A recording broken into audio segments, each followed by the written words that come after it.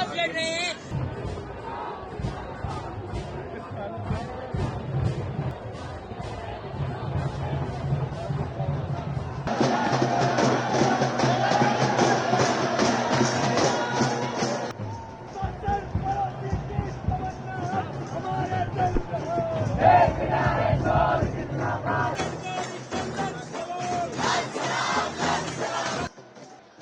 जवाहरलाल नेहरू विश्वविद्यालय यानी कि जेएनयू के छात्र संघ चुनाव में एक बार फिर से लाल सलाम का दबदबा कायम रहा। जेएनयू छात्र संघ चुनाव अध्यक्ष, उपाध्यक्ष, संयुक्त सचिव और महासचिव चारों सीटों पर लेफ्ट यूनाइटेड ने कब्जा जमाया है। अध्यक्ष पद पर अदिति मिश्रा, उपाध्यक्ष पद पर गोपिका, महासचिव पद पर सुनील यादव तो संयुक्त सचिव पद पर दानिश अली ने जीत हासिल की है। ये चारों लेफ्ट यूनाइटेड के उम्मीदवार हैं। वहीं अखिल भारतीय विद्यार्थी परिषद इस चुनाव में खाता तक नहीं खोल पाई और सभी चारों सीटों पर दूसरे नंबर पर रही।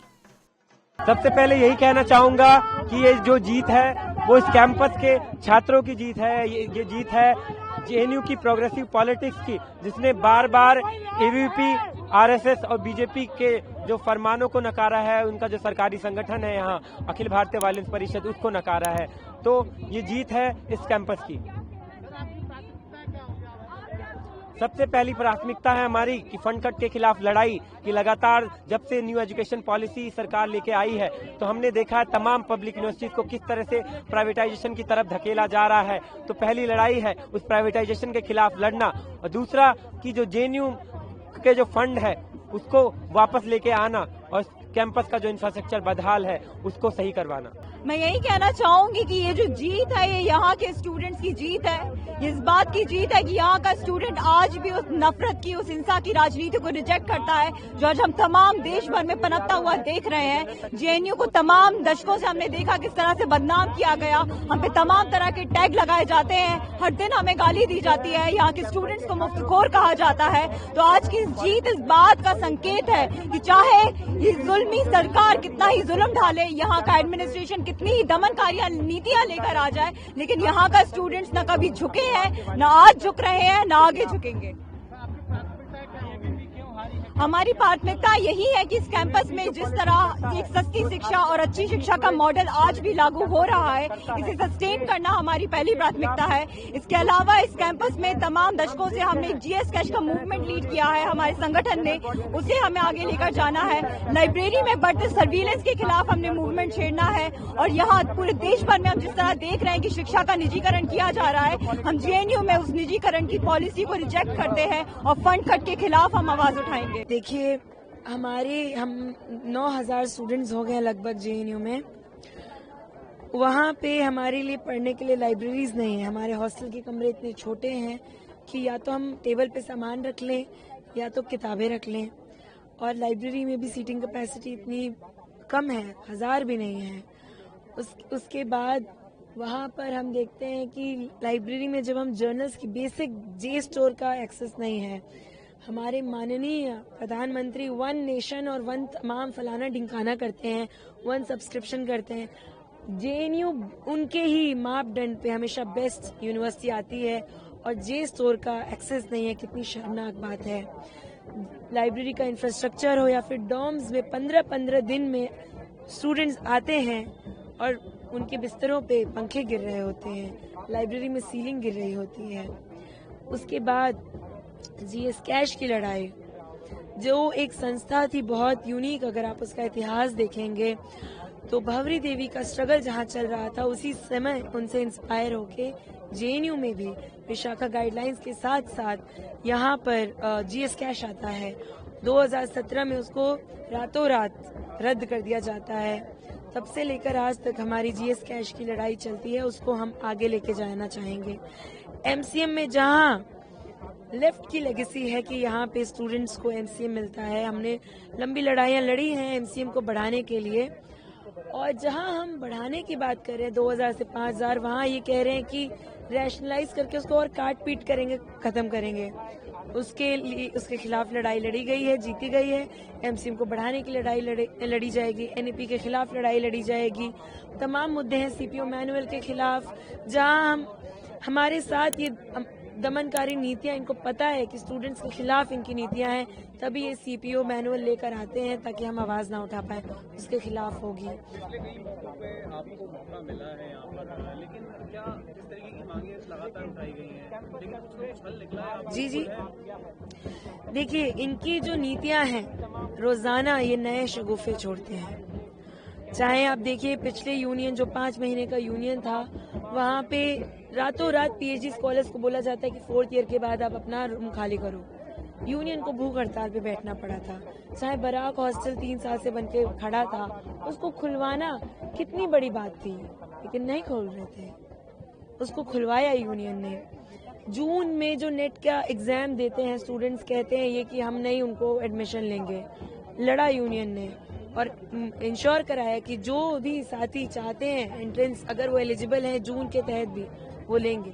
एमसीएम को रद्द करने के लिए रैशनलाइजेशन कमेटी बनाई थी, वीसी मान भी नहीं रही थी। पहले तो उनको मनवाए कि आप झूठ कह रही हैं, फिर उसको रद्द भी करवाया और आगे उसको बढ़ाएंगे। सबसे पहले एक मुद्दा जो मैं मानता हूं कि जेएनयू का भी है, तमाम पब्लिक यूनिवर्सिटीज का है कि जब से इस देश में न्यू एजुकेशन पॉलिसी लेके आई गई है, उसके तहत जो तमाम पब्लिक यूनिवर्सिटीज को किस तरह से प्राइवेटाइजेशन किया जा रहा है, उनका निजीकरण किया जा रहा है, उनका फंड लगातार फंड कट किया जा रहा है। हम उसी तहत देखते हैं कि जेएनयू का जो फंड है, जो पहले आता था, हम करीब आप देखेंगे तो 80% का फंड कट हुआ है 2014 से अब तक। तो हमारी लड़ाई है उस फंड कट के खिलाफ, और हम सबसे पहला इस यूनियन की प्राथमिकता होगी कि उस फंड कट के खिलाफ, उस जो निजीकरण यूनिवर्सिटीज का हो रहा है उसके खिलाफ एक छात्र आंदोलन खड़ा किया जाए इस देश भर में और जेएनयू में। और सरकार से हम जवाब मांगेंगे और उनको बोलेंगे कि शिक्षा जो हमारा अधिकार है, हम उसको लेके रहेंगे।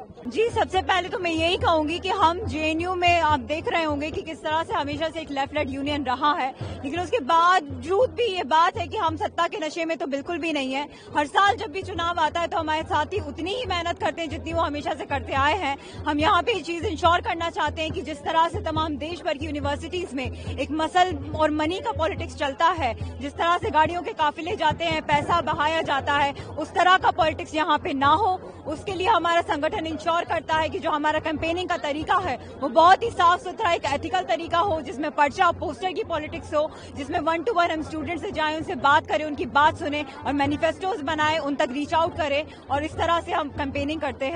और आप मुद्दों की बात कर रहे हैं तो मैं वही कहूंगी कि जेएनयू में जो मुद्दे हैं, कुछ जेएनयू के स्पेसिफिक मुद्दे हैं, कुछ ऐसे मुद्दे हैं जो तमाम देश भर की यूनिवर्सिटीज में हैं, जैसे कि फंड कट। हम देख रहे हैं कि सिर्फ जेएनयू की बात नहीं है, तमाम देश भर की यूनिवर्सिटीज में फंड कट हो रहा है।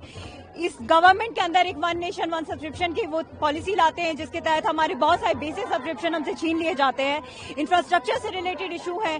जेएनयू में जो साइंसेज स्कूल है, वहाँ पे लाइब्रेरी में इक्विपमेंट्स नहीं है, लैब में इक्विपमेंट्स नहीं है, पंखे नहीं है, रीडिंग रूम्स में एसी नहीं है, कहीं पे छतें गिर रही हैं, कहीं पे पंखा गिर रहा है लोगों के सर पे। तो इस तरह की तमाम चीजों पे हम बात रखेंगे। इसके अलावा 2-3 और जरूरी चीजें हैं जो अभी मूवमेंट चल रहा था, हमारे पिछले यूनियन के साथियों ने इंश्योर किया था कि लाइब्रेरी में जो सर्विलेंस बढ़ाने की इनकी साजिश है, हम उसके खिलाफ बात करेंगे। हम जीएस कैश का मूवमेंट है जो यहाँ दशकों से चल रहा है, हम उसके खिलाफ लड़ाई लड़ेंगे।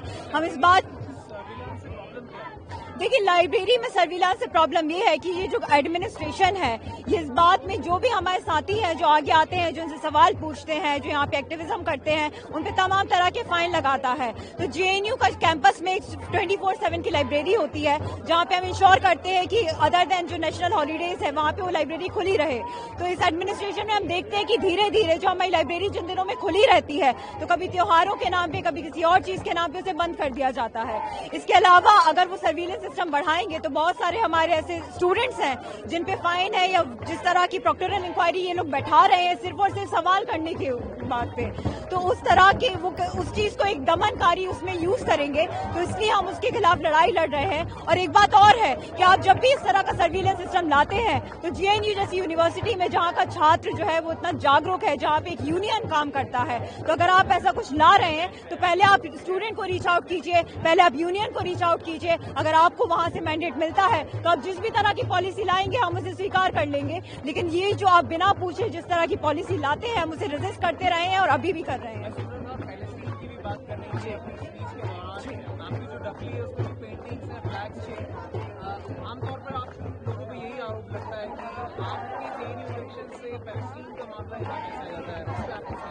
देखिए, पैलेस्टीन का मामला यहाँ इसलिए आ जाता है क्योंकि यहाँ का जो स्टूडेंट है वो सोशली और पॉलिटिकली अवेयर स्टूडेंट है। तो ये जिस तरह की फांसीवादी सरकार है, उनको लगता है कि वो देशभक्ति के नाम पे आपका दिमाग बंद करके रख देना चाहते हैं, पढ़ाई लिखाई आपकी बंद करवा देना चाहते हैं। वो आपसे दिन रात ये कहते हैं कि आप इस देश में तो सिर्फ देश की बात कीजिए। और कमाल की बात है कि वही लोग हैं जो वसुधैव कुटुंबकम का नारा देते हैं। तो जब आप एक ऐसे दौर में जी रहे हैं जहाँ पे टेक्नोलॉजी से आप अपने फोन पे एक जेनोसाइड को देख रहे हैं, तो मैं उनसे ही सवाल पूछती हूँ कि कैसे हम उन पे बात ना करें। और जैसा मेरे बाकी साथियों ने भी अपनी स्पीचेस में बोला है कि हम भारत के देश के नागरिक हैं, हमारा देश आजाद हुआ है संघर्ष के बाद। हमने खुद झेला है कि किस तरह से वेस्टर्न इंपीरियलिज्म होता है, किस तरह से जो बाकी की सरकारें हैं वो यहाँ के नेटिव लोगों को किस तरह से मार रही थी आजादी के दौर में। तो हमारे साथियों ने, हमारे फ्रीडम फाइटर्स ने उस दौर में संघर्ष किया। तो आज जब ग्लोब में हम देखते हैं कि जो कंट्रीज हैं जहाँ पे इस तरह का संघर्ष चल रहा है, तो हम उनके बारे में यदि बात कर रहे हैं तो हम क्या गलत कर रहे हैं। My name is K. Gopika Babu. I contested from SFI in the Left Unity in the post of Vice President, and the students of this campus has given us a resounding victory with a margin of more than 1,300 votes. So the students have given a clear mandate against the hooligans of ABVP.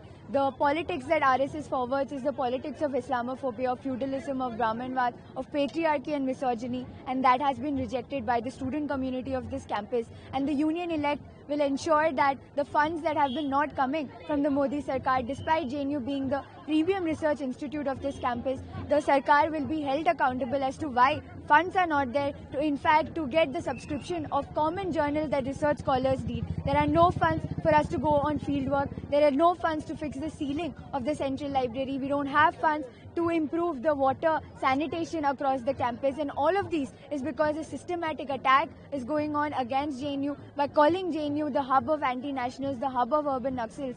The government along with ABP is running this propaganda against this campus, and that has been reflected in the amount of funds that is coming. So the union elect will have challenging days ahead, but I want to assure the student community that the union will lead a united fight against the attempts at corporatization and privatization of education, and will lead the fight for public education in this country.